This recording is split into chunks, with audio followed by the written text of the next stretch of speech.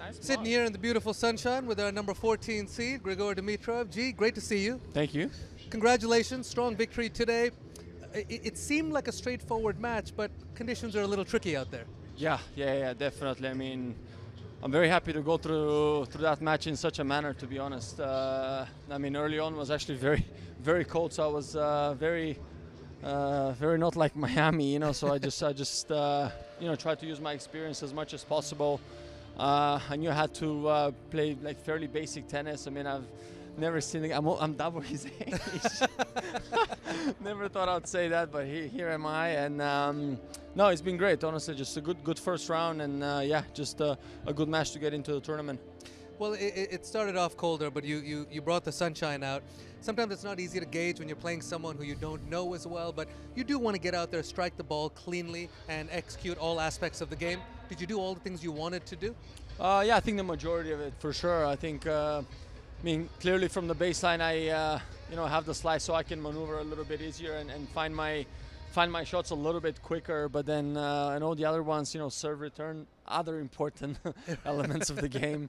It was a little bit tricky early on, but then as I found my as I found my strides, I started applying a little bit more pressure, especially on his service game, and then after that I was able to like really hit some really good spots, put him in an uncomfortable position, and use my athleticism a little bit more.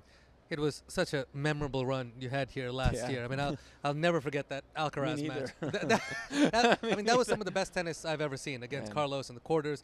That brutal three-setter against Zverev. How important was that week for you at this stage in your career? You got into the top 10 again later the year. Yeah.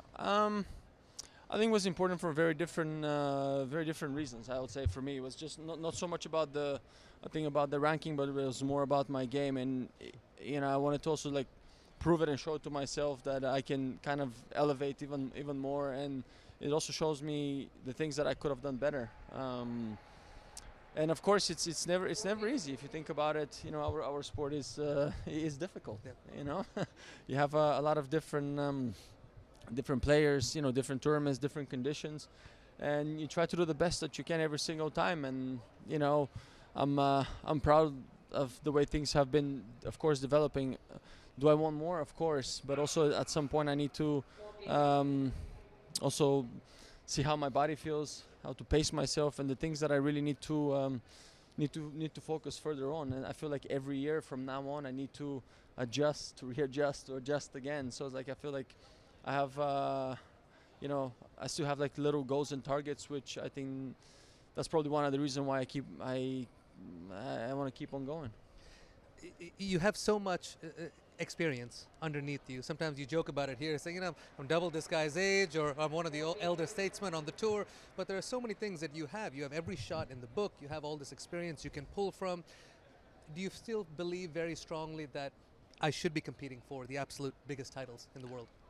Yeah, I think so, absolutely. I mean, because I wouldn't be here otherwise, I think, because there comes a point I would say, in one's, not even career, in one's life, where you just want to take a different route. As simple as that. I might be, I'm not going to say who I spoke to about that, but I said I might be, let's say, the fittest. I might be the fastest, whatever it is. But if you don't have that fire, if you don't have that strive, I mean, what are we doing here? Amen. Just that for me, I mean, regardless if I play or not, I still want to look in shape. I mean, look at yourself. It's a lifestyle. So for me, I do what I do for very different reasons, and I stay in shape also not only for the main obvious reason, but just for myself. So it's a mindset. I love that, brother. Talk to me where we are in 2025 right now. You had some injury troubles in Australia. That was unfortunate to see. But as you came back, you found some momentum in Indian Wells last week. Amazing match with Gael. And then I think maybe the body didn't feel 100% against Carlos. Where do you feel you are now? Are you getting close to that 100% game-wise?